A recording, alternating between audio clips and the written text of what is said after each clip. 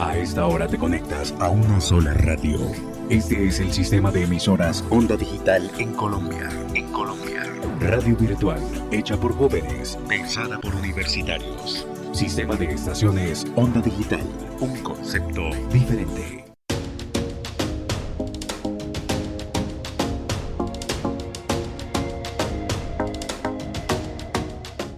Hola, bienvenidos a Onda Cross Media, una serie de podcast del programa de diseño Cross Media del Campus Medellín. Aquí viviremos y aprenderemos de este universo digital, creativo y disruptivo.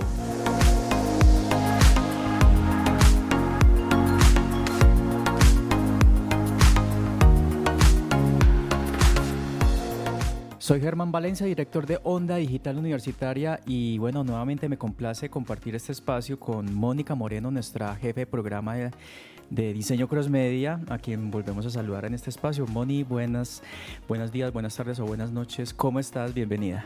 No sé, eso simplemente no le hagamos tiempo y listo. ¿Cómo vas, Germán? No, yo muy contenta de volver aquí por fin a Onda Cross Media. Sí. Y hoy estoy pero muy acompañada. Hoy tenemos quórum. María, hoy hay quórum, hay de todo. Bueno, hoy estoy con Carlos Mario Sánchez, estoy con el profe Alejandro Guzmán, que por primera vez nos acompaña. Bienvenido, entonces profe, yo sí. voy a aprovechar de él ahorita para que nos hable de otro tema muy interesante que es animación. Y estoy con un estudiante que es David Cárdenas. Por acá me lo arrastré y por fin me lo pude traer. Hola, sí, David, ¿cómo vas? Muy bien. Placer estar acá. Bueno, hoy tenemos un tema muy interesante, Carlos, un tema que nos puso a correr, a sudar, mejor dicho, éramos todos en son de 48 Friends. Una fiesta del diseño, la animación, las artes, la música, que es como un resumen de todo lo que puede pasar en este universo maravilloso que es Cross Media. Bueno, ¿y qué tal si damos como un contexto? Porque muchas veces la gente dice, bueno, pero ¿qué es 48 Friends? ¿Qué es eso? ¿Cómo así que eso se hace 2 años? Pues es un evento académico donde mostramos también todos los proyectos desarrollados por los estudiantes durante un año, es decir, 2 semestres. Y en ese evento hacemos talleres, conferencias, workshops para estudiantes y también para externos, por eso es que se hace casi en la mayoría en la biblioteca. Así que hablemos de este año. ¿Qué tal si empezamos con David como para que vayamos haciendo esta charla bien rica, bien amena? David, ¿cómo viste 48 Friends y para vos qué es? Listo, pues les voy a hablar desde la perspectiva de estudiante.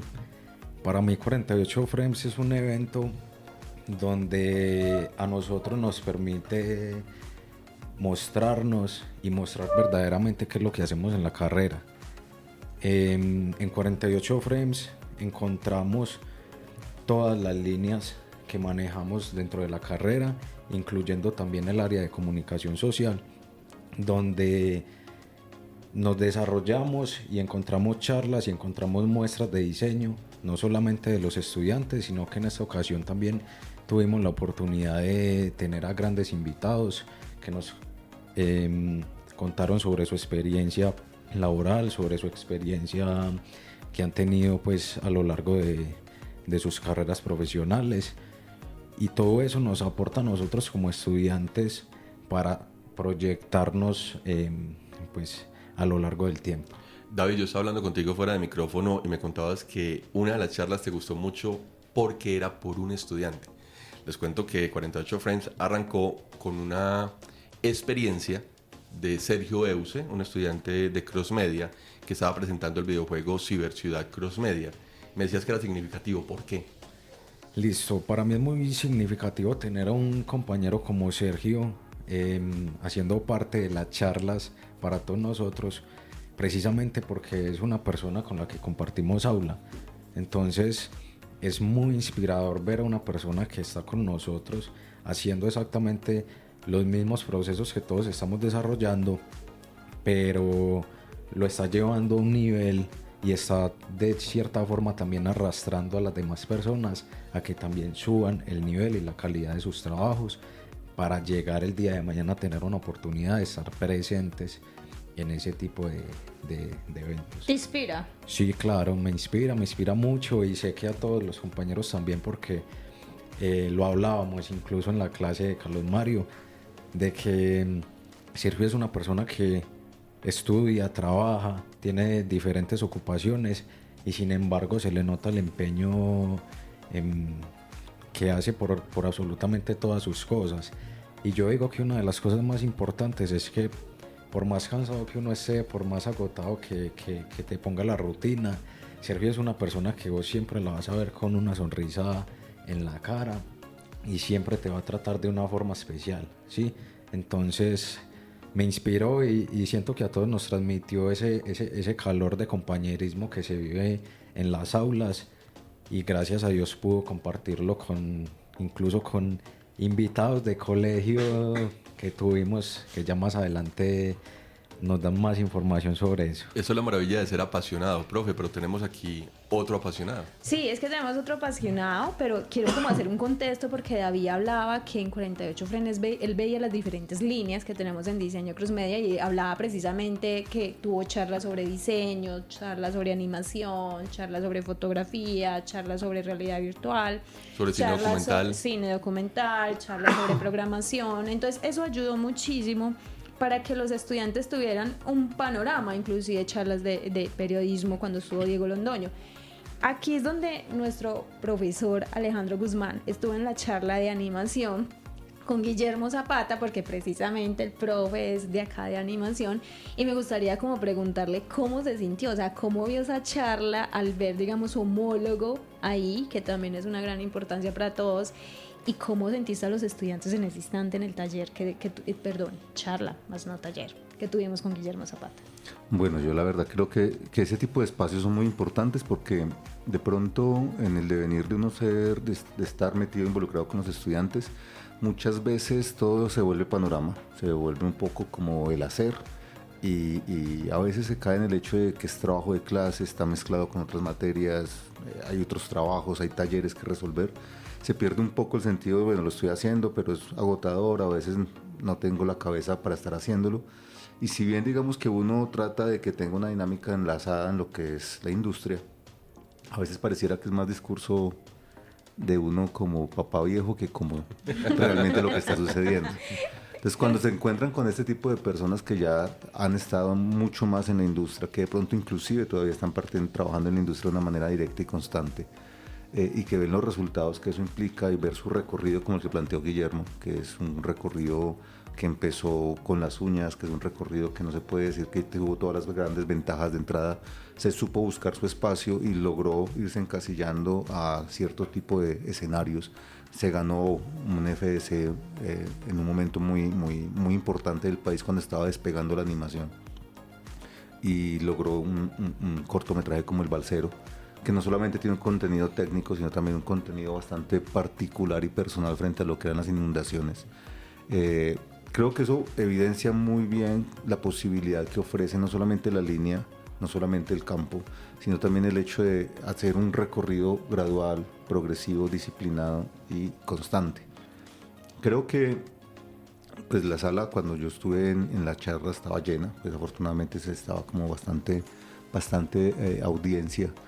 Y siento que ese tipo de elementos reflejan mucho de lo que uno, en el caso de dedicarse al perfil, podría convertirse en un ideal, por lo menos a nivel local, ¿cierto? Y creo que eso es valioso, o sea, darse cuenta de que uno puede seguir siendo local sin necesidad de renunciar a esos elementos o sueños de trabajar en remoto. Es una de las grandes ventajas, por ejemplo, que ofrece este tipo de disciplinas. Y disciplinas, hoy en día, después de la pandemia, el tema de la animación fue mucho más fácil de generar este tipo de vínculos en remoto. ¿Por qué? Porque antes los estudios eran muy reacios a contratar gente extranjera en general que no estuviera radicada en el país. Entonces tenían grandes estudios de pronto de pisos completos con computadores. Llega la pandemia y afortunadamente había muchos trabajos que se hacían en remoto. Se dieron cuenta de que tuvieron que mandar a sus propios animadores inside a sus casas. Se dieron cuenta de que la calidad de Latinoamérica, África, Asia podía competir en muchos casos y que los costos bajaban porque no tienes que mandarle un computador, o sea, todo se lo pone el profesional. Y uno de los pocos sectores que realmente despegó en la pandemia fue la animación, debido a su naturaleza. Se mantuvo, muchos estudios lo que dieron fue cerramos sedes físicas, dedicamos a tener una oficina o un par de talleres de reuniones y el resto totalmente en línea. Entonces creo que esto es un momento importante para la animación a nivel internacional. Está surgiendo muchas cosas de animación, buenas y malas. Pero creo que una conferencia como la de Guillermo nos permite pensar, ok, localmente yo puedo seguir trabajando para Estados Unidos, Él realmente hablaba, puedo ¿no? hacerlo. Exacto. Él lo decía con Sony, ¿no? Y creo que eso es muy importante porque a veces, tomando en cuenta la circunstancia sociopolítica hoy en día y económica, Estados Unidos está en una crisis difícil de administrar en muchos sentidos, entre lo político, lo social, lo económico. Europa no está mejor en muchos sentidos, pero sin embargo se sigue produciendo. Así que no necesariamente tenemos que irnos de nuestra latitud para poder decir, puedo continuar y hacer un proceso que tenga impactos internacionales, con pagos internacionales y tener una calidad que sea digna de eso. Lo que pasa es que, claro, tenemos que adaptarnos a los ritmos, como lo decía Guillermo, a los tiempos, a las calidades y a las dinámicas con las que vienen ellos a nivel laboral. David también estuvo en esta charla y precisamente David ya está viendo animación. David, ¿esta charla de animación te aporta al proceso que estás haciendo en estos momentos, en este semestre que estás viendo 2 cursos de animación? Claro que sí, sobre todo en el sentido de que uno como estudiante cuando entra al proceso de animación, todo parte de una hoja de papel y de un pensamiento y de una idea que uno tenga, ¿cierto? Pero a la hora de uno asistir a estas charlas se da cuenta, y incluso se lo he hecho saber al profe en las clases, de que hace uno productos hasta donde le llegue la imaginación. O sea, la ventaja precisamente de eso es que no hay límite para vos crear, para vos narrar y para vos mostrar algo de cualquier tipo de forma en el sentido de la animación. Entonces, este tipo de charlas para mí como estudiante me generan, o sea, me aportan muchas cosas de valor, porque dentro de los procesos que nosotros vemos en las clases muchas veces uno se siente como en blanco, ¿sí? Como en blanco. Entonces entendemos que todo es un proceso, todo tiene un porqué y un para qué, y todo parte de crear un plano, de generar un espacio, y de ahí hacia adelante en una línea de tiempo empezar a crear cosas locas, y eso es lo que verdaderamente me aporta como estudiante este tipo de charlas. Sí, ves, Carlos, 48 frente también con las charlas. ¿Qué otras charlas tuvimos? Porque nos quedamos con la de animación y hubo muchísimas más fantásticas. Bueno, antes de eso quiero hacer un énfasis en algo que decía Guillermo Zapate, que fue una constante en las charlas, y es que sí se puede. Pero no era un sí se puede de motivación como básica, sino que con las experiencias de cada uno de los invitados es, venga, si lo sueña y trabaja en ello, pues no solo soñar, se puede. Entonces él lograba trabajar con estudios internacionales, pero también teníamos a Ana Monroy, una mujer que hacía documentales, Sí, muy documental. atrevida, muy metida en el campo, muy de irse a hacer etnografía, y contaba que sí se puede, y hablaba de sus becas, de la posibilidad que sin recursos, pero una buena idea y un trabajo duro, logra financiamiento. Teníamos a Juan Sebastián Ariza, que nos contaba sobre la realidad aumentada, y tuvimos una experiencia de tener dinosaurios caminando en la biblioteca. Claro, nos hizo la modelación y teníamos dinosaurios, o el capibara que tantos conocemos también ahí estaba con nosotros. Tuvimos a Diego Londoño, que te gustó bastante esa experiencia, Mónica. Sí, demasiado la experiencia de Diego Londoño, porque digamos que cuando él empezó a explicar todo su proceso, las entrevistas que tiene en Teleantioquia, su libro, también que es un personaje que hace entrevistas a Juanes, que hace entrevistas a Calamaro, o sea, todo sobre el rock, ¿no es cierto? Y que son estos personajes importantes también de la ciudad de acá de Medellín. Entonces uno dice, ok, si él está trabajando entrevistas, está trabajando libros, luego está trabajando guiones, entonces la pregunta clave aquí era, ¿estos son narrativas cross media? Y fue muy lógico cuando él lo dijo, sí, yo estoy haciendo narrativas cross media sin saberlo, o sea, y acá es donde uno empieza como a trabajar como con todos estos procesos. Por eso me gustó demasiado, porque él lo explicó sin, digamos, decir el concepto, para al final darse cuenta que sí está haciendo todos estos procesos.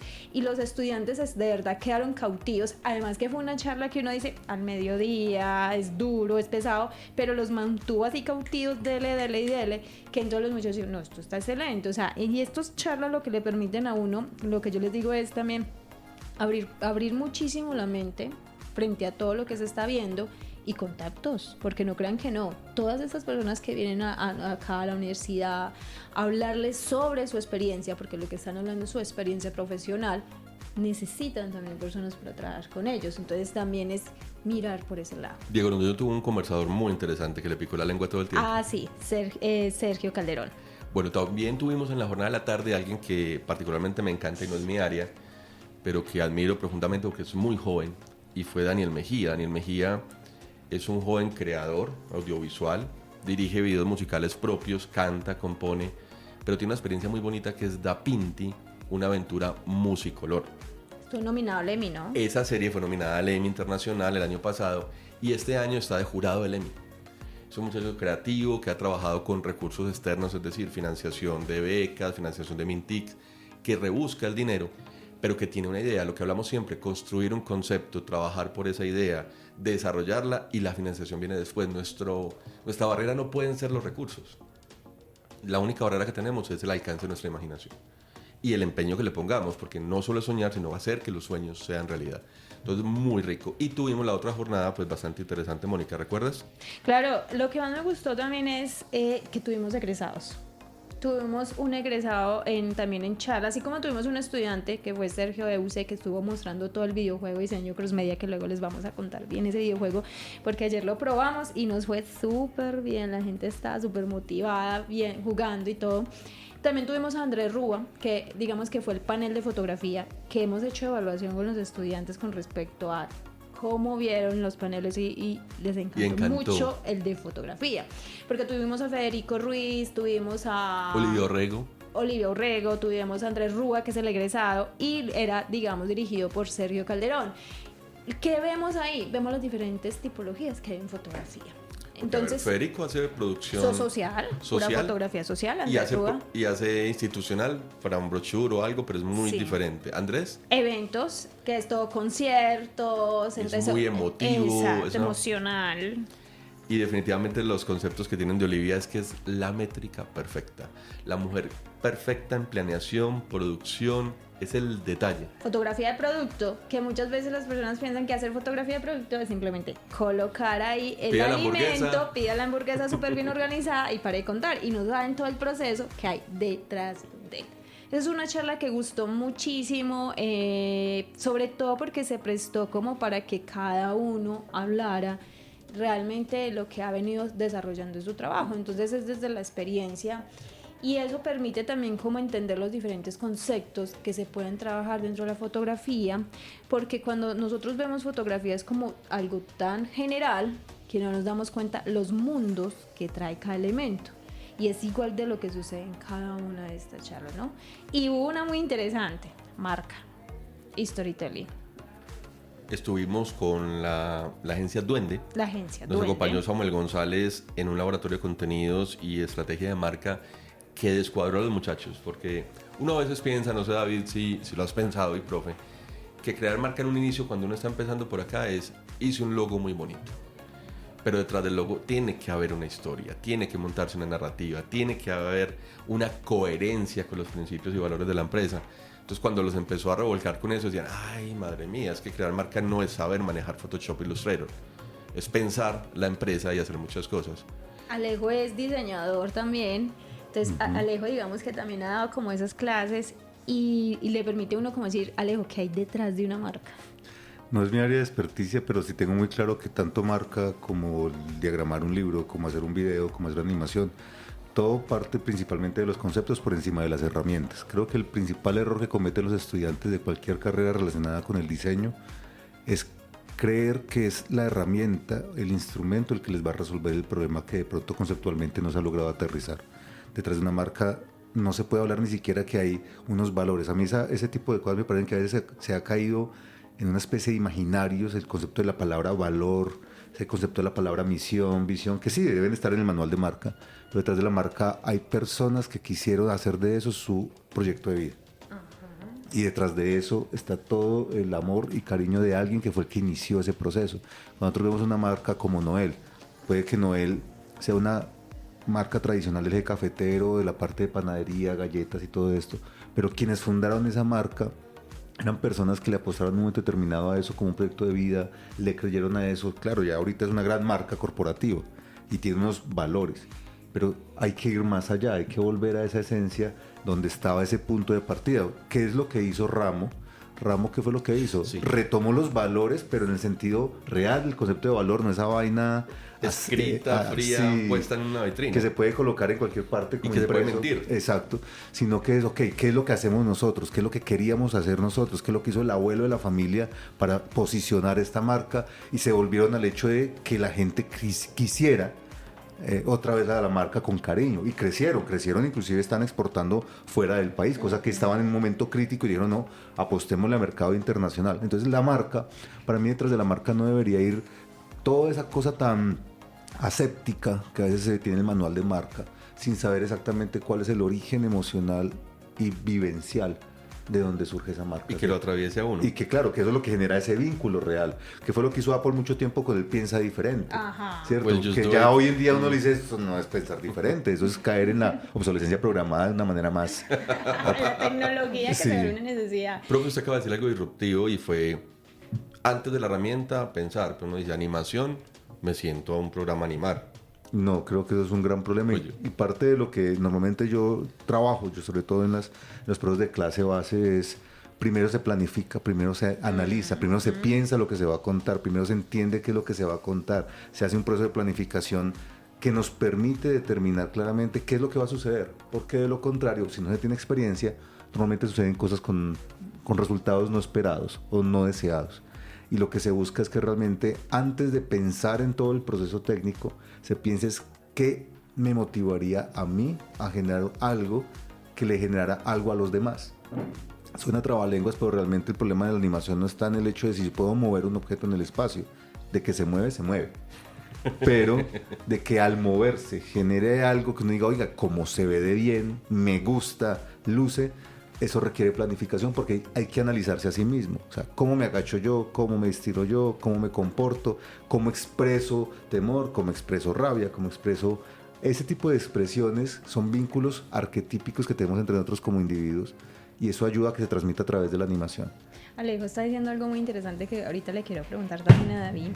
Y es que cuando tuvimos todas las charlas de 48 Friend y en la evaluación que hemos estado haciendo con los estudiantes, por fin estamos logrando algo y están diciendo, nos gustó mucho los procesos que hacen cada uno de estos profesionales para realizar su producto X, ¿no es cierto?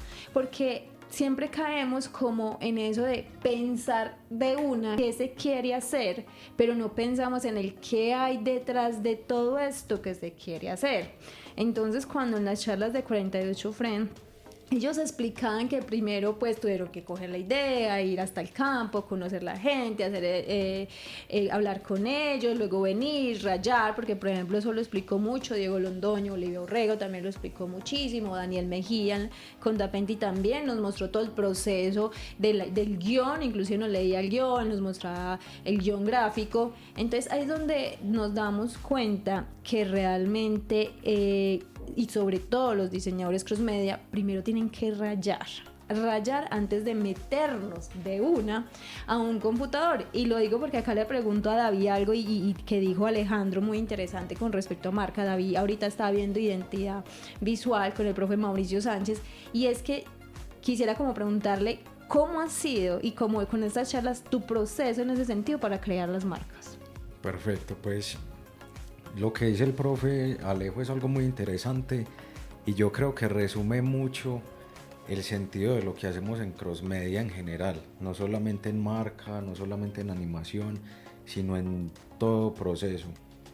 La gente tiene el erróneo concepto de creer que diseño cross media es diseño gráfico y va muchísimo más allá de eso. Partimos de la marca de que hay diseños muy bonitos, hay productos muy bonitos, pero no son funcionales. Y es precisamente por eso que entra la importancia de entender ese tipo de procesos. Nosotros en marca con el profesor Mauro investigamos primero incluso desde todos los puntos de vista, no solamente como consumidor, como prosumidor, sino también parte desde lugares, desde colores, desde olores, todo ese tipo de cosas que a lo largo uno suele tomar por desapercibidas, tienen muchísimo, muchísimo que ver en la construcción de una marca. Sí, entonces cuando tú, por ejemplo, estás trabajando para un proyecto, no se trata de hacer cosas visualmente bonitas, sino entender el porqué de estás creando eso y si va a ser algo que va a perdurar en el tiempo, ¿sí? Porque uno normalmente saca productos, saca cosas y la gente dice, pero es que esto es un diseño muy bonito, esto es un producto muy bonito, pero eso no está impactando. Lo que nosotros estamos buscando en Crossmedia es impactar. Y aquí quiero recalcar, por ejemplo, lo que fue la charla de Ana Cristina Monroy. Sí, a mí me pareció muy interesante. ¿Por qué? Porque documentalista. Es muy teso el hecho de uno salir a la calle y empaparse de cosas que no te muestran por una pantalla. Por una pantalla en las redes sociales, todo el mundo te muestra a vos lo bonito, todo el mundo te muestra a vos las cosas así como puliditas, maquilladitas, ¿cierto? Y el verdadero sentido, y me gustó muchísimo la charla de ella, ¿por qué? Porque ella muestra qué significa salir a la calle, empaparse de cosas que la gente no hace, meterse directamente en el cuento, incluso en muchas ocasiones hasta arriesgar su vida. Y eso lo traigo a colación, ¿por qué? Porque recuerdo el semestre pasado con el profesor Carlos, la experiencia que tuvimos nosotros como estudiantes, salir a caminar las calles del centro. Son cosas que uno de la nada llega y ve en una esquina un restaurante que tiene un sentido y que es algo de tradición de hace años, y que uno pasaba por esa esquina y uno no percibía eso. Entonces mira que el hecho de uno salir a la calle lo entrena uno la mente para entender que hay muchísimas cosas detrás, hay mucho detrás, hay mucho que investigar. Este semestre con el profesor Carlos estamos viendo cosas demasiado interesantes, demasiado interesantes. Estamos estudiando el sentido de las palabras, el por qué se escriben, el por qué se cuentan, el por qué las canciones se cantan.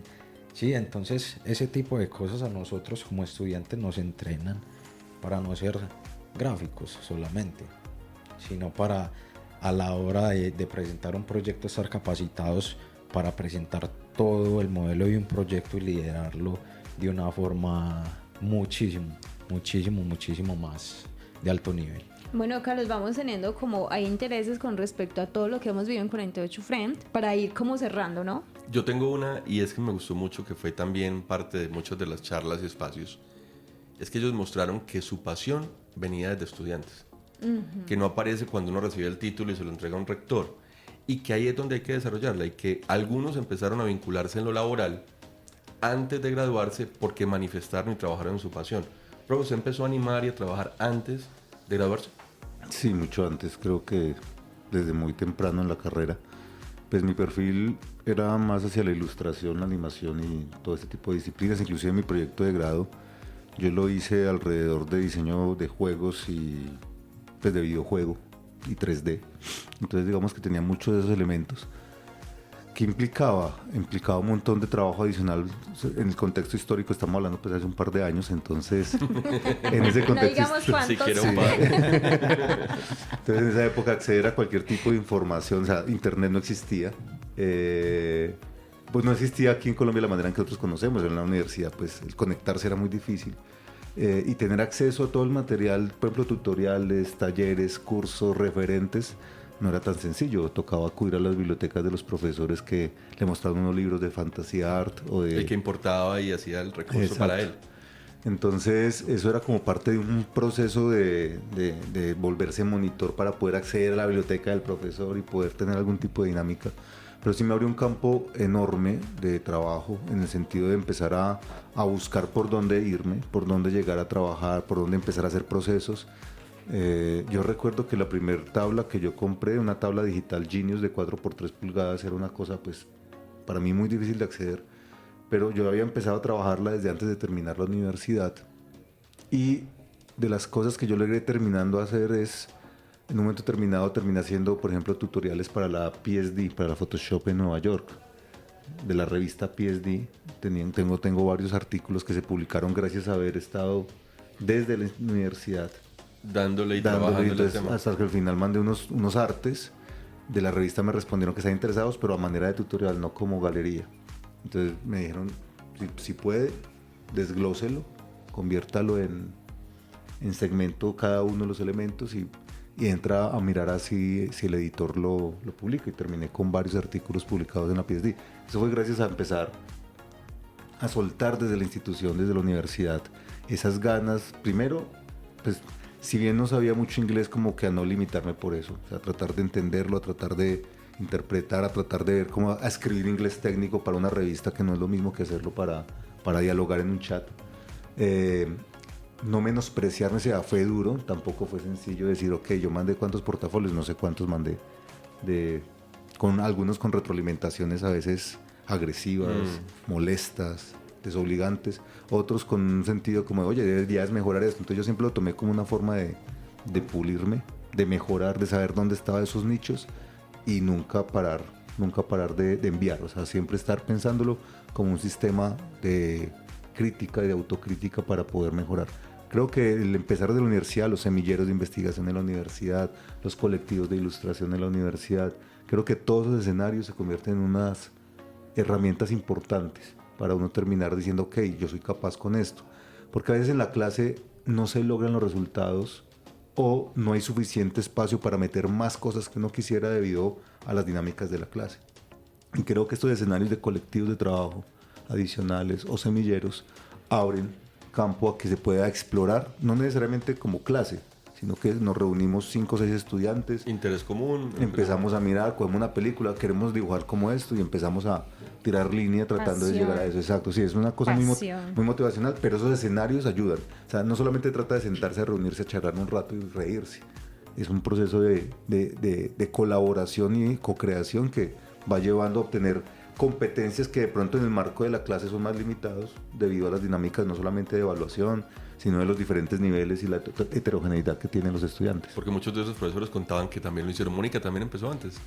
Bueno, vamos a ir cortando acá un poquito porque se nos está yendo como muy largo, ¿no es cierto? Y porque nos faltó hablar 2 cosas fundamentales, y es que 48 Frame también está la muestra de diseño de los estudiantes de diseño crossmedia y comunicación, ¿no es cierto? Ahí, por ejemplo, vemos de todo lo que ellos han hecho en el proceso de los cursos. Vimos póster, vimos cómic, vimos animación 2D, vimos animación 3D, vimos sitios web, portafolios, vimos ads que no habíamos visto anteriormente, me encantó muchísimo, vimos artículos de los chicos de comunicación, también vimos infografías. Entonces también es un panorama que nos permite visualizar y también visibilizar qué es lo que se está haciendo dentro de los programas y procesos que también ayudan a que los muchachos se muestren, porque muchas veces es el miedo a saber si mi trabajo es bueno o mi trabajo sí se puede mostrar. Entonces esto también es como una vitrina, como una ventana a que ellos tengan su trabajo. Entonces desde 48 Frame nos permitió también mostrar, y porque tuvimos colegios como, digamos, Madre Laura, que nos estuvieron acompañando, el CEFA que nos estuvo acompañando, entonces nos permitió como realizar todo eso. Bueno, Carlos, 48 Frame definitivamente nos ha ayudado muchísimo a crecer. Viene para el otro año viene con sorpresas, porque de pronto vamos a ir a hacer unas alianzas muy interesantes, todavía no los decimos, pero que la idea es que aquí los estudiantes siempre sean parte de este evento, porque es un evento para ellos, claro, ¿cierto? Sí. Realmente para ellos. Entonces, Carlos, vamos concluyendo. Perfecto, gracias por este espacio, gracias, profe, gracias a David que estuvo por acá. Y dentro de muy poco, cuando salga este podcast, van a encontrar en redes fragmentos y posibilidad de encontrar a quienes no asistieron elementos importantes de 48 Frames. Bueno, otro capítulo más, Germán. Otro capítulo más, estuve muy atento, demasiado, porque el tema es muy interesante y 48 Frames sigue siendo el evento institucional y de carácter ya de ciudad de este programa de diseño crossmedia. y comunicación social. Y comunicación social. Bueno, muchas gracias a todos por haber asistido, así que no dejen de seguirnos en nuestras redes sociales, @oficialcrossmedia, y nuestro sitio web diseñocrossmedia.com, y en @ondadigital. En @Onda Digital U, y seguimos conectados. Sigan pendientes que pronto estaremos con un nuevo episodio de Onda Crossmedia. A todos muchas gracias y nos estamos escuchando. Chao, chao.